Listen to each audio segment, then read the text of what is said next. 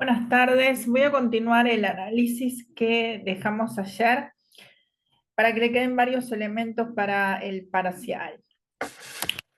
Vamos entonces a continuar un poquito. Les quería hablar del estilo que comenzamos hablando ayer y entonces vamos a puntualizar algunos de los elementos del estilo de la chanson.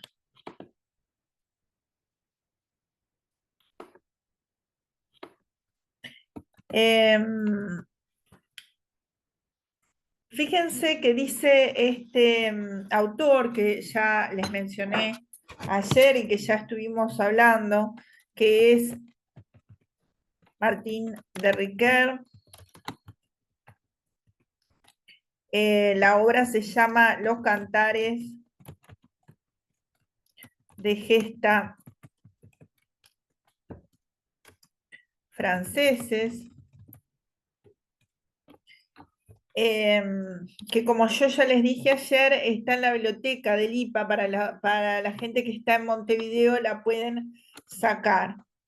Les decía que es importante considerar lo que dice acá a partir de la página 103, que dice: es sorprendente sencillez con que el poeta ha compuesto la chanson de Roldán, versos desnudos de toda ornamentación, frases breves y concisas y un vocabulario no muy rico, pero siempre de una justeza y de una propiedad extremas. El lenguaje figurado no tiene entrada en nuestro poema. Los vocablos están utilizados en su sentido recto e inmediato, sin concesiones a la imagen ni a la perífrasis. Entonces, es importante entonces el lenguaje entonces concreto, más que nada denotativo y no connotativo o figurado, ¿cierto? Si nosotros recordamos tanto la Ilíada como la Eneida, encontramos que son las obras que vimos en la primera parte, o sea, en el primer semestre en Greco-Latina con ustedes, que tenían aquellos símiles extensísimos y veíamos que se dilataba la obra en aquellos símiles que acá no existen, ¿no? Entonces dice, sigue este autor: al traducir el cantar se advierte que nuestro lenguaje coloquial y cotidiano es infinitamente más figurado que el de este poema, en el que se hace poesía con los elementos más sencillos del idioma, en una tal vez rebuscada simplicidad. Dice, y dice: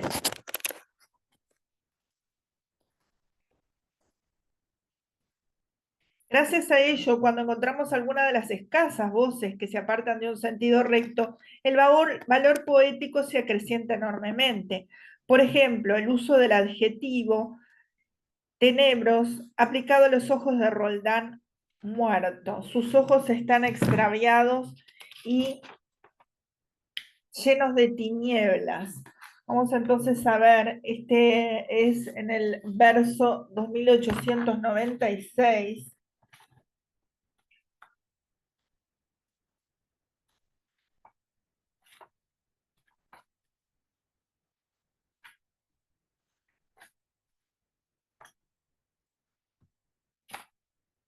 Que entonces dice: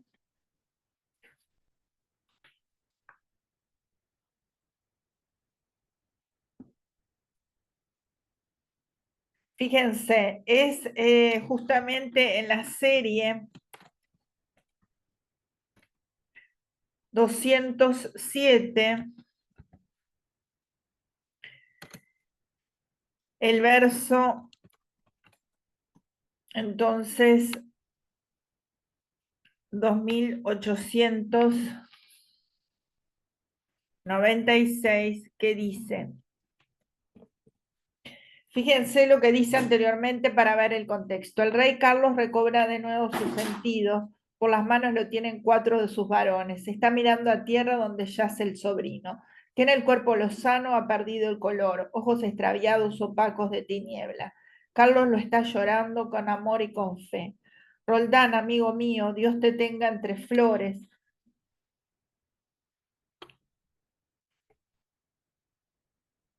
en las del paraíso junto con los dichosos. Cuando viniste a España traías mal señor, jamás pasará un día de que ti no me duela. ¿Cómo caerá mi fuerza? ¿Cómo caerá mi brío? Ya nunca habrá ninguno que defienda mi honor, y pienso que no tengo amigos bajo el cielo, parientes no me faltan, mas ninguno tan noble. Se arranca los cabellos con una y otra mano, y los 100.000 franceses sienten tan gran dolor que entre todos ninguno puede aguantar el llanto, ¿no? Es decir, acá entonces esta serie, entonces el autor Martín Derquer destaca entonces justamente ojos extraviados, opacos de tinieblas. ¿Ya? Es decir, fíjense entonces que este autor dice, si tuviera que encontrar una expresión para lengua de la chanson, escribe Giulio Bertroni, la llamaría románica, tomando este término de la historia del arte, porque despierta en nosotros impresiones y sentimientos que también son suscitados por el arte románico. Ante todo tenemos la impresión de algo macizo y se diría que parte de la materia ha quedado inerte. Hay además en las catedrales románicas algo desigual desde el punto de vista exterior, análogamente a lo que se rastrea en la chanson. Hay en aquellas una unidad fundamental que parece romperse si observamos los detalles. Los capiteles, los arcos, las bóvedas, lo mismo en el poema que recuerda el arte románico, en lo que tiene de monumental, de austero y de sagrado. Fíjense entonces que esta expresión que sería estos ojos opacos de tinieblas sería justamente una metáfora de complemento, es decir, opacos de tinieblas, ¿no? Es una metáfora de complemento, describiendo con esas tinieblas esa entonces, esa muerte como algo que ya los ojos ya no tienen, algo oscuro, la tiniebla como algo tenebroso, como algo ya que no forma parte de lo que es la vivacidad de los ojos y de la mirada del ser, en este caso, Roldán, del ser vivo, ¿no? Es decir, que sería una metáfora de complemento,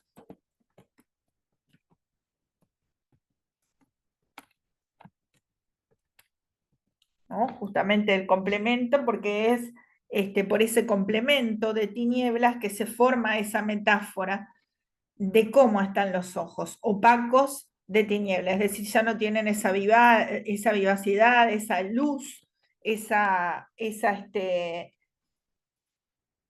lo que es la vida, ¿no? Bien. Em, Vamos entonces a seguir viendo elementos de estilo. Dice Martín de Riquer, sigo leyendo entonces, la majestuosidad de la lengua de la chanson no obedece ni a la hinchazón ampulosa ni al recargamiento, sino a su condensación sobria y a la gran fuerza que adquieren las palabras al emplearse en su intención más directa y en su justo valor semántico, ¿no?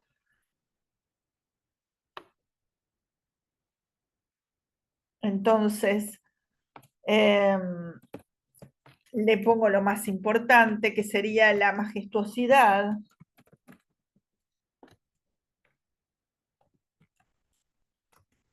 de la lengua de esta obra. Entonces, se debe a su condensación sobria y a la gran fuerza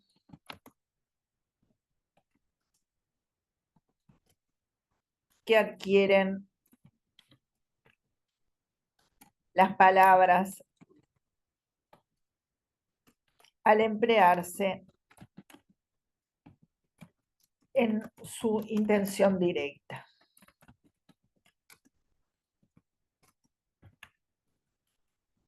Y en su justo valor semántico.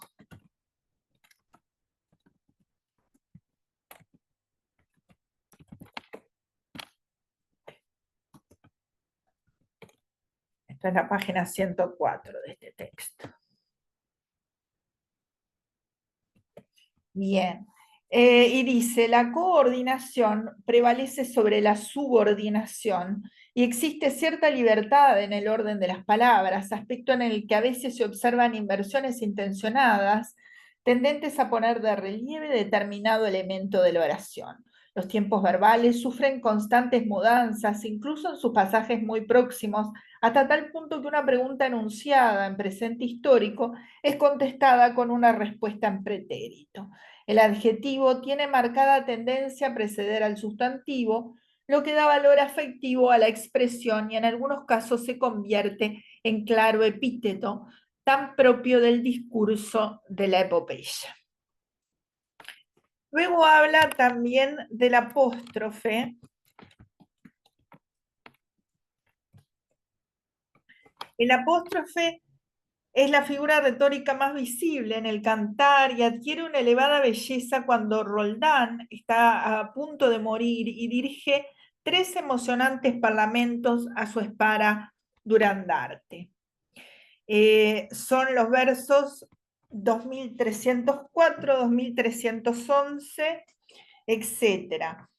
El apóstrofe, como ustedes saben, es un recurso que consiste del latín apóstrofe, quiere decir vuelta, del latín apóstrofe y este del griego apóstrofe, quiere decir vuelta. Ahora estoy siguiendo el diccionario de términos literarios de Acal.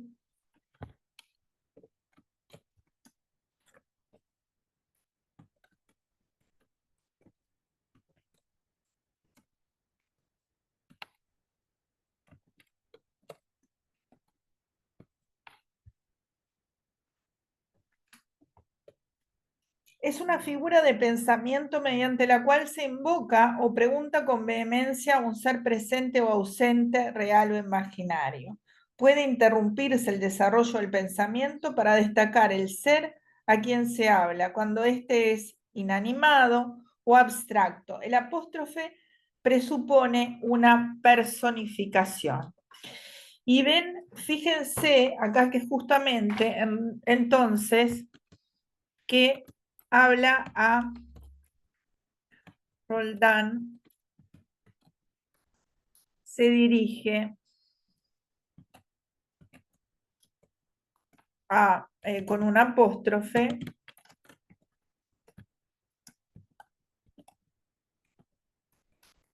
a su espada Durandarte. Recuerdan que la espada es un elemento esencial para el caballero, ¿no es cierto? Así como su caballo, y tenían nombre, ¿no? En lo que es la investidura de la caballería, son elementos sustanciales, y justamente por eso, por su importancia, tienen ese nombre, ¿no? Y justamente 2304, el verso.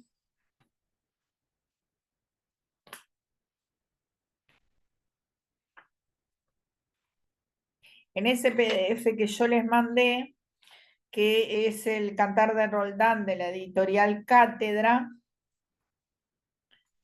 está en la página 128 y dice: mi buena Durandarte, qué pena que me das. Ahora que me muero te tendré que dejar. Gracias a ti he vencido 1000 batallas campales y 1000 extensas tierras dominé con tu acero, que ahora son de Carlos, el de Barbacana. Que no te empuñe nadie, que antes otro se arredre. Durante mucho tiempo te tuvo un buen vasallo. Nunca habrá quien te iguale en la Francia bendita. ¿Ah? Ahí tenemos entonces el primero, que es justamente entonces la página 128 de la 2000. Entonces no voy a escribirlo porque es muy extenso, pero ustedes pueden verlo entre 2304 a el verso 2311, ¿no? Luego tenemos de la 2316, el verso, hasta la 2337. Fíjense que dice: Roldán ha golpeado la grada Sardonis, el acero rechina, no se mella ni se rompe. Cuando observa el Roldán que no puede romperla, consigo mismo empieza a lamentarse así. Y acá empieza la apóstrofe, acá sería la 2316. Durandarte, eres blanca y muy clara y muy bella. ¿Y qué llamas despides y luces ante el sol? Se encontraba el rey Carlos en Valdemoriania cuando Dios desde el cielo la mandó con un ángel para que te entregase a un conde capitán. Allí te ciñó el noble rey el Magno.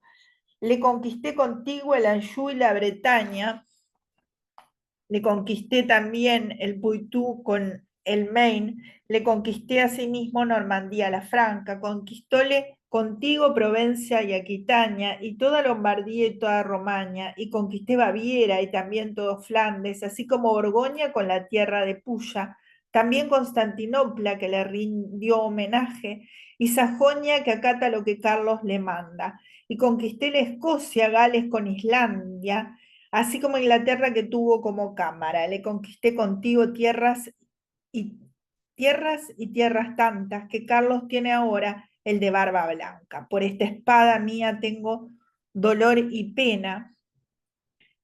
Prefiero antes la muerte que entre paganos caiga. Dios Padre, no dejéis que se deshonre a Francia.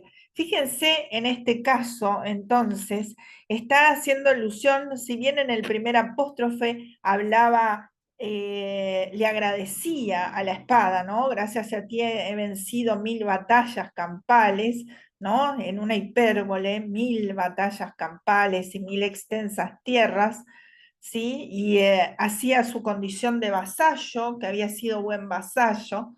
Ahora hay una enumeración en este segundo apóstrofe diciendo todos los lugares que él conquistó y vemos la importancia del Polisíndeton y toda Lombardía y toda la Romaña y conquisté Baviera, ¿no? Ese Polisíndeton que recuerdan poli muchas, síndeton conjunciones, que va agregando entonces elementos a esas conquistas. Y que las conquistó para Carlos, ¿no? Con todo lo que implica la figura de Carlos como rey y la importancia que él tenía, ¿no? Es decir, el sentido del buen vasallo. Y luego termina entonces con esa invocación, ¿no? Dios Padre, no dejéis que se deshonre a Francia, es decir, invoca a Dios para que no deje que esa espada que se deshonre a Francia, ¿no? Luego tenemos el tercer apóstrofe, que es de la 2344 a la 2354, que sería entonces en la serie siguiente, fíjense, Roldán ha golpeado en una piedra fría, la hiende mucho más de lo que sé deciros, en aceros rechinas, no se mella ni se rompe, es decir, señala la bondad de esa espada que no se rompe tan fácilmente, ¿no? Antes viene el acero, contra el cielo rebota. Cuando el conde comprende que ya no la va a romper, con palabras muy dulces, la lamenta consigo. Y acá es que empezaría entonces el tercer apóstrofe. Dice, Durandarte eres bella, Durandarte eres santa. Y ahí fíjense entonces que en eso, en esos 12 mistiquios, tenemos un paralelismo, ¿no? Eres bella, eres santa. En tu pomo dorado hay bastantes reliquias, un diente de San Pedro, sangre de San Basilio, con algunos cabellos del señor Jean Dionís y parte de un vestido fue de Santa María. Fíjense que nos señala acá en este texto de Editorial Cátedra justamente que era efectivamente una costumbre llevar reliquias en el pomo de las espadas, aunque no se registra en los textos épicos castellanos. Bien, y hace relación concretamente a las célebres colada y tizona del Cid, que eran ponderadas por su valor. Fíjense entonces que continúa esta apóstrofe, dice, sería un sacrilegio que fueras de paganos, pues solo de cristianos tienes que ser usada, ¿no? Por eso es la intención de romperla.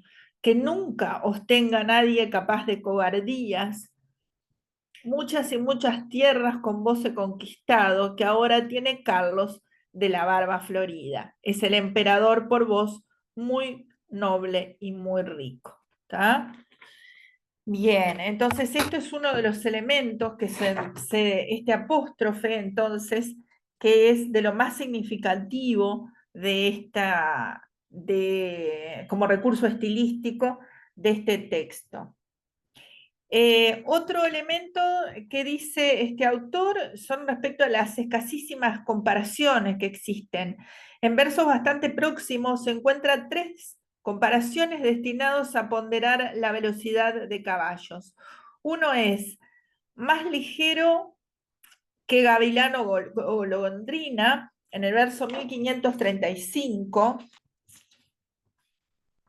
Otro más ligero que un halcón, en el verso 1572.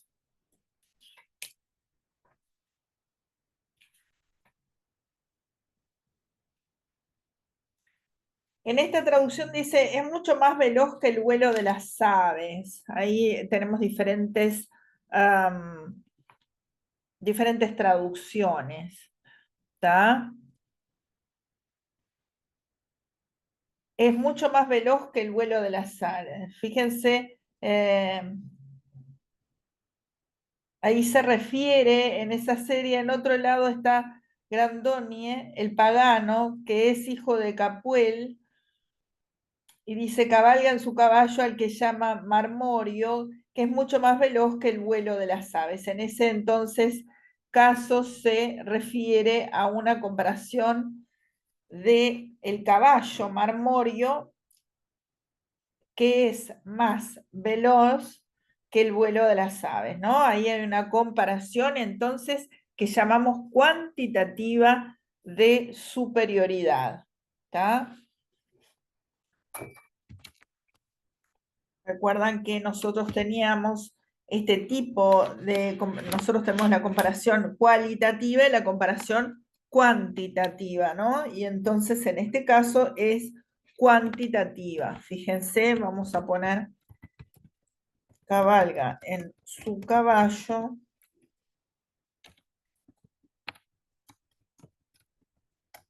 al que llama Marmorio, que es mucho más veloz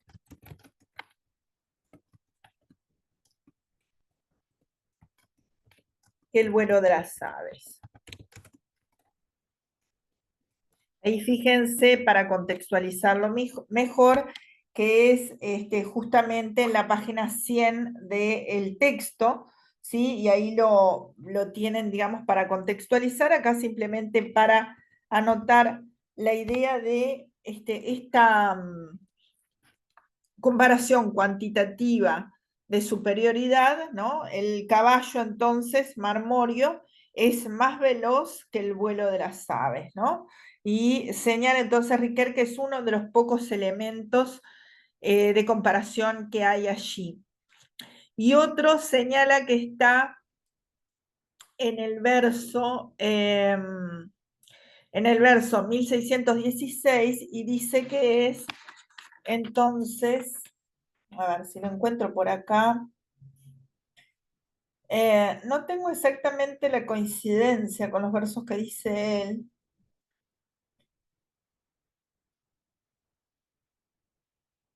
Él señala entonces más ligero que un halcón y más ligero que el pájaro que vuela, ¿no? Es decir, son entonces las pocas comparaciones que este autor encuentra.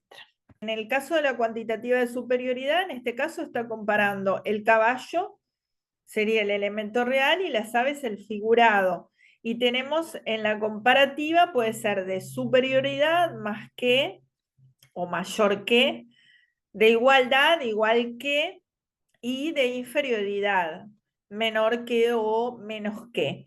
Y la idea justamente es contraponer dos elementos en virtud de una variable entre ambos, ¿no? En este caso es la velocidad, ¿no? Tenemos el caballo y las aves. Y lo que se está viendo es, lo que se está evaluando que es más entre ellos es la velocidad. Yo siempre hago el ejemplo de mi hijo es más alto que el compañero. Ahí se está evaluando no otros aspectos de los niños, si es más inteligente, si es más bondadoso, si es, ¿no? Sino solamente la altura, ¿no? Mi hijo es más alto que el compañero, ¿no?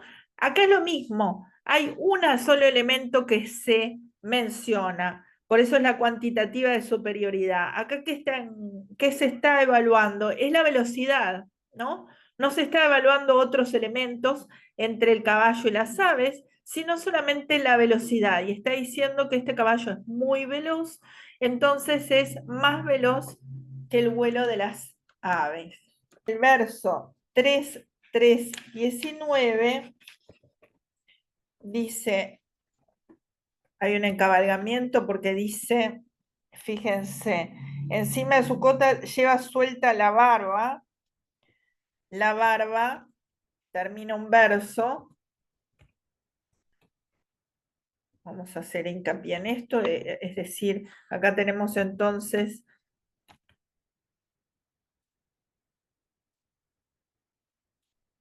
la barba, coma, y en el otro verso sigue, cuyo color es blanco como nieve en el hielo.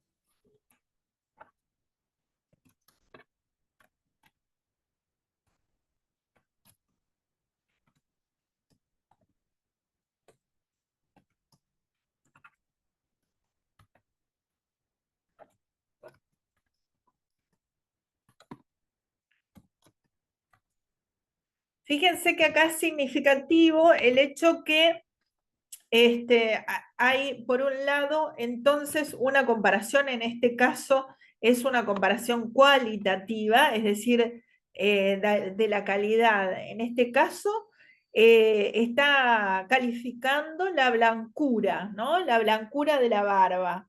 La blancura entonces de la barba la está relacionando con la nieve en el hielo, es decir, que es igual a la nieve. Cuando nosotros tenemos un tipo de comparación cualitativa, como en este caso, tenemos los dos elementos, es decir, en este caso el color blanco de la barba, y por otra parte el elemento figurado, la nieve en el hielo. En la comparación, recuerden que hay dos elementos, ¿sí?, que se relacionan, ¿ya? La comparación es un recurso, entonces es una figura estilística que consiste en relacionar dos elementos en virtud de una similitud entre ambos. La similitud en este caso es la blancura, ¿no es cierto? Entre ambos elementos, ese color blanco, elemento real, y esa nieve en el hielo, elemento figurado, entre ambos existe un nexo, en este caso, ¿cómo? ¿tá? Que puede ser como, parecido a, del mismo modo que, ¿tá? En este caso, entonces, la similitud es de ese color blanco, ¿no? Entre ambos elementos siempre existe una similitud. Recuerden que ya habíamos mencionado que Carlomagno tiene hiperbolizada esa edad, hay una hipérbole en esa edad, y justamente la barba blanca es uno de los elementos que se destaca, ¿tá? Hasta en una parte se dice que tiene 200 años, es decir, hay una exageración de lo que es la edad de Carlos, que en realidad el Carlos histórico tendría unos 36 años en la época de Roncesvalles, pero la exageración justamente tiene un contenido eh, para resaltarlo, para destacarlo, para, digamos, ponerlo como un rey, digamos, de más prestigio, de más valor. Bien, seguimos entonces con los elementos de estilo que señala este autor y dice, en un momento determinado el poeta trata de las barbas del emperador y las del enemigo del emir Valigant, las del primero blancas como flor en abril y las del segundo blancas como la flor del espino. Ahí estaría demostrando el contraste entre la condición de la bondad y de la maldad, ¿no?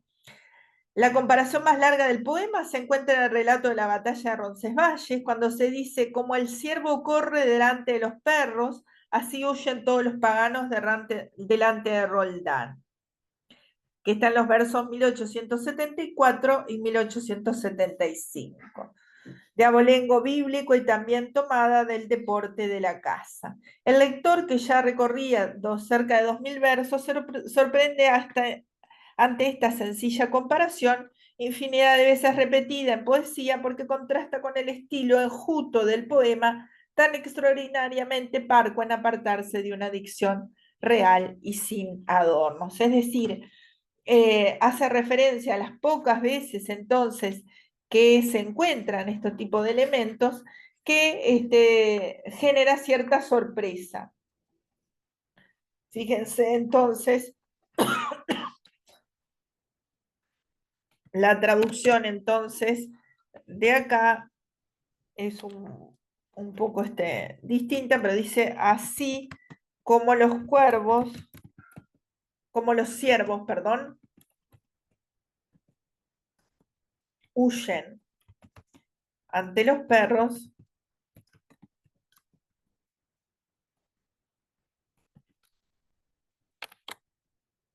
así huyen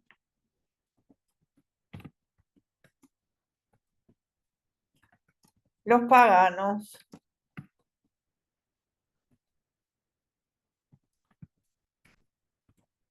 cuando ven a Roldán. Elemento real después del elemento figurado, y esto en puridad sería un símil, ¿no es cierto? Un símil porque tenemos dos nexos. Tenemos, por un lado, así como, en las otras que vimos anteriormente, recién vemos que tenemos un solo nexo, en cambio acá tenemos dos nexos, que es así como los ciervos, ahí sería el elemento figurado, lo que se busca para detallar y demostrar lo que es lo que se quiere decir, ¿tá?